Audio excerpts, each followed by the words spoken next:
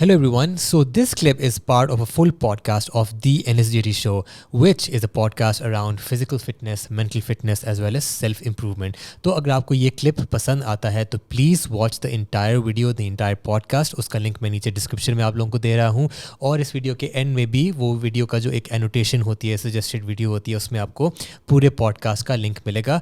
तो please like the video if you really like it, subscribe to the channel. मुझे comments में बताएं कि how you like it, क्या आपका feedback है, so we can take that and improve the podcast series going forward. And with that, I won't take much of your time. You can go ahead and watch the clip. So I think a lot of people watching उनकी ना एक common सबसे जो weight training वगैरह करते हैं, I think very common injury is the shoulder injury.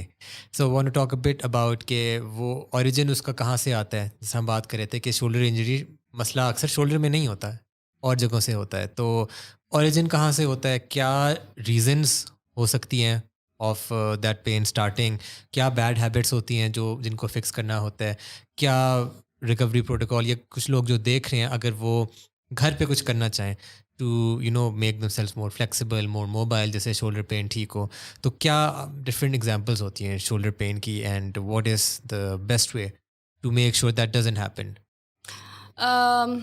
पहले to make sure that doesn't happen तो आपने बस हर एक्सरसाइज से पहले ना you have to do a good warm up. और वार्म अप में ये नहीं है कि आप ट्रेडमिल पे चले जाओ. No, it's not gonna help. You need to move every single joint in your body. आपने उसकी सारी रेंजेस अचीव करनी होती हैं, लाइक रेंज ऑफ मोशन में सारी मूवमेंट करनी होती है. When it comes to shoulder, आपने अपनी नेक, मिड बैक और लोअर बैक, इन तीनों को सही से वार्म अप करना होता है. और एक और बात, जो अक्सर लोगों को, मतलब जो लिफ्टिंग करते हैं मेरे पास आते हैं, कहते हैं कि हम इतनी सालों से मेहनत कर रहे हैं, हम एक्सरसाइज कर रहे हैं, हम सब कुछ कर रहे हैं, लेकिन फिर भी हमें इंजरीज़ क्यों होती हैं. I get this question a lot कि हमारी हैबिट्स भी ठीक हैं, हम सब कुछ सही कर रहे हैं.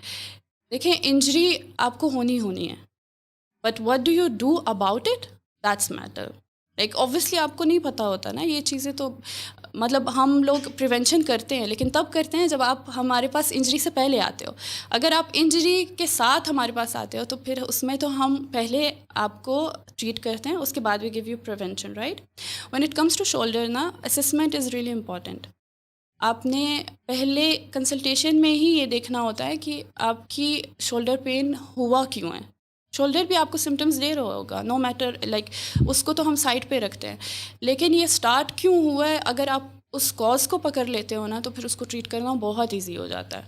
और पेशेंट खुद भी ये रियलाइज़ करता है कि just by adding few exercises to their routine, उनका पूरा वर्कआउट इस चीज़ से बहुत ज़्यादा इफ़ेक्ट होता है. और they feel major difference. Like जैसे पहले वो शोल्डर पे इतना ज़्यादा लिफ्ट नहीं करते थे, आफ्टर दो स्ट्रेचेस वो अच्छा खासा लिफ्ट कर रहे हैं क्योंकि उनकी स्ट्रेंथ इम्प्रूव हुई है. और कभी कभी शोल्डर को तो इतना प्रॉब्लम ही नहीं होता, मेन कल्प्रिट तो कोई और होता है, हमें उसको सही करना होता है. लाइक मिड बैक, क्योंकि हम जब भी ट्रेन कर रहे होते हैं ना, हमारी स्पाइन का एक्टिवेट होना बहुत ज़रूरी है, और हमारी स्पाइन ऐसे एक्टिवेट नहीं होती. इट इज़ कॉम्प्लिकेटेड, जो मैं अभी बोलूँगी. बोले I want to hear it. Basically your rib cage is associated with your spine. तो जब आप अपनी ब्रीदिंग का, like when you don't really do deep breathing while training, या ऐसी जब भी आप कोई स्ट्रेचेस वगैरह कर रहे हो, आप अपनी ब्रीदिंग को साथ एसोसिएट नहीं कर रहे ना, तो वो स्ट्रेच भी आपका इतना इफेक्टिव नहीं होगा.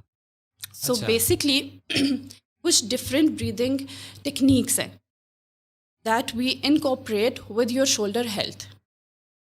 No, it's right. No, I've heard something very similar from my physiotherapist when I got a shoulder injury. So she said कि तुम breathe ठीक नहीं करते. मैंने कहा इसका क्या मतलब है? तो she said कि इस तरह diaphragm आपका ना, you have to diaphragm breathing करनी है. मैंने कहा क्या मतलब है, हम तो बस सांस लेते हैं अंदर और वहाँ exhale करते हैं. तो but हाँ, continue. So क्या, what are the different types? So basically उसी breathing technique के साथ आपने सिर्फ muscle activation करनी होती है, that's it. जो हमारे स्मॉल मसल्स होते हैं ना, वो ان کو ایکٹیویٹ کرنا تھوڑا سا مشکل ہوتا ہے because we don't really focus on that. ہم جاتے ہیں we do like gross movements. Basically بہت ساری موومنٹس ہیں جو ہمارے کنٹرول میں ہوتی ہیں, جو ہم اکثر جم میں جا کے کرتے ہیں, لائک چیسٹ ٹرین کر لیا, بیک ٹرین کر لیا. اس میں ہمارے صرف جو مسلز ہمیں پتہ ہے نا, جو ہر کسی کو پتہ ہوتا ہے کہ اچھا شولڈر میں 3 فائبر ہے, ہم نے صرف ان کو ٹرین کرنا ہے. جو اس کے اندر نیٹ اسٹیبلائزر ہے اس پہ کوئی بھی فوکس نہیں کرتا, وچ از کالڈ روٹیٹر کف. اور اکثر انجریز روٹیٹر کف کی ہوتی ہیں, لائک اٹس پریٹی کامن. وہ اسی لیے ہوتی ہیں کیونکہ ہم ان مسلس پہ ٹارگیٹ نہیں کرتے, like we don't focus on that and we only focus on are like gross muscle جو ہمیں لائک نظر آتے ہیں, جو ہاں ایگزیکٹلی. تو ان کو ایکٹیویٹ کرنا بہت ضروری ہے. جب تک وہ فلی ایکٹیویٹ اور وارم اپ نہیں ہوں گے, آپ کوئی بھی ایکسرسائز کرو گے وہ آپ کا شولڈر اسٹیبلائز نہیں رہے گا. اور obviously when you don't have a stability in your joint you gonna end up with injury. Stability بہت ضروری ہے and same goes to your spine as well. Spine کے ساتھ بھی چھوٹے چھوٹے مسل لگے ہوئے ہوتے ہیں, ان کو بھی آپ نے ایکٹیویٹ کرنا بہت ضروری ہوتا ہے. اگر آپ ایکٹیویٹ نہیں کرتے ان کو تو when ever you gonna train یا آپ کوئی بھی ایسی موومنٹ کرتے ہو, کیونکہ ہم جو بھی ایکسرسائزز کرتے ہیں نا, ہم اپنے اسپائن کے اگینسٹ ویٹ اٹھا رہے ہوتے ہیں. تو اسپائن کا تو اسٹیبلائز ہونا بہت ضروری ہے, نو میٹر آپ کون سی بھی ایکسرسائز کر رہے ہو. تو جب آپ ان مسلس پہ کام نہیں کرتے نا تو you gonna end up with injury.